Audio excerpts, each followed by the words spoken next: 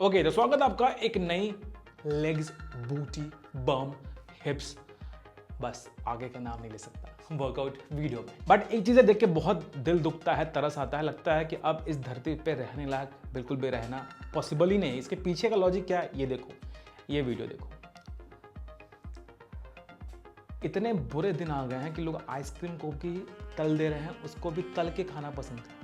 Momos steam था, उसको लोग फ्राइड किए, तंदूर किए, अब उसको बेक भी करके चीज़ डाल के तबाही मचा दिए हैं। अब यहाँ पे आइसक्रीम भी दिख रहा है, वो भी तल के खा रहे हैं। मुझे ये समझ नहीं आ रहा कि तलने के पीछे का लॉजिक क्या है, क्यों उसका टेस्ट बढ़ जाता है। अननेसेसरी ऑयल लेने की ज़रूरत भाई साहब क्या है। तो हम आप तो रेडी हैं धरती छोड़ने के लिए। अगर आप मेरे साथ चलना चाहते हो, इस वीडियो के नीचे कमेंट जरूर करना। खैर, इस फुद्दू चीज़ों को हटाओ। आज हम लोग करने वाले हैं एक बहुत ही इफेक्टिव सा सिंपल बेसिक बूटी बम वर्कआउट। तो जो आप वर्कआउट करते हो उसी में हल्का सा चेंज लाएंगे हम, और उसी वर्कआउट को कितना आप इफेक्टिवली ट्रेन कर सकते हो वो इस वीडियो में हम लोग एक्सप्लेन करने वाले हैं। चलो शुरू करते हैं आज का वर्कआउट। बशर्ते चाहते हो मैं आपको पर्सनली ट्रेन करूं और इन मोहतरमा की तरह आपका ट्रांसफॉर्मेशन कराऊं, तो उसका डिटेल आपको नीचे डिस्क्रिप्शन बॉक्स में मिल जाएगा। मुझे कॉल करो, आई विल टेल यू कि कैसे आप ज्वाइन कर सकते हो। सारे डिटेल आपको नीचे डिस्क्रिप्शन बॉक्स पे मिल जाएंगे।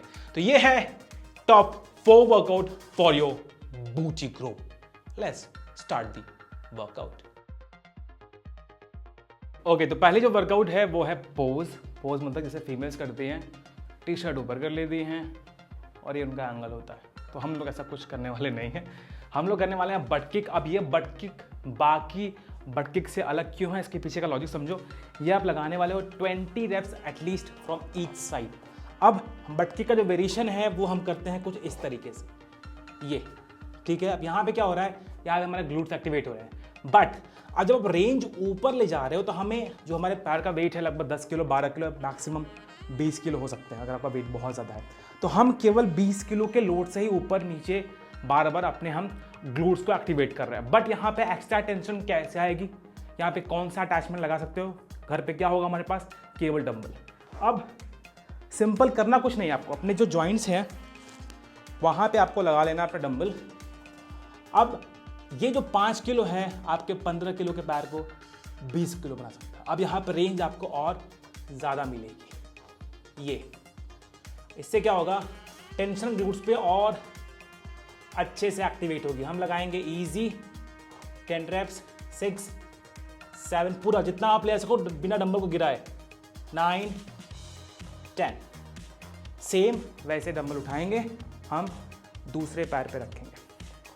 अगेन बहुत कंट्रोल में, जितने आपकी बॉडी अलाउ करे उतना ही ऊपर ले जाओ। 3 4 5 6 7 बहुत अच्छे, 8 9 डन। सो ये है फर्स्ट वर्कआउट।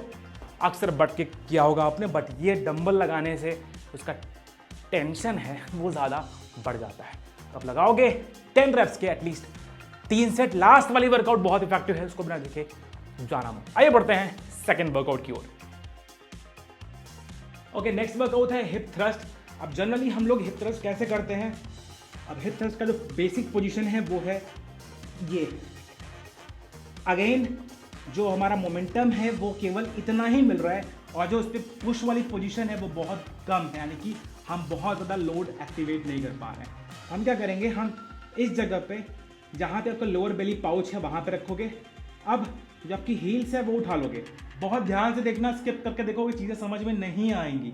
तो पैर को अंदर रखो, डंबल को यहाँ पकड़ो ताकि ये बार बार पोजीशन आगे पीछे कतई भी ना हो। अब आप then down, up then down. अब आप फील करोगे बिना डंबल के और डंबल के बहुत ज़्यादा फर्क आपको समझ में आएगा। तो ये लगाने वालों कितने, अगेन 10 to 15 रेप्स आराम से। Come on, 6 7 8 9 10। अब डंबल का वेट जितना हेवी रखोगे आपको उतना ज़्यादा यहाँ पे एक्टिवेशन फील होगा। जो हमारा इस वीडियो बनाने का पर्पस है कि वही वर्कआउट को हम और इफेक्टिवली कैसे कर सकते हैं। ये थी हमारी दूसरी वर्कआउट, लास्ट वाली बिना देखे जान। बढ़ते हैं थर्ड वर्कआउट की। ओके, थर्ड वर्कआउट है that is called Sumo squat. अब ये सुमो स्क्वाट अगेन हल्का सा चेंज करोगे दैट बिकम मोर इफेक्टिव। कैसे, अब हम सेम जितना हमारा शोल्डर विड्थ है उससे हल्का सा पैर को बाहर रखेंगे।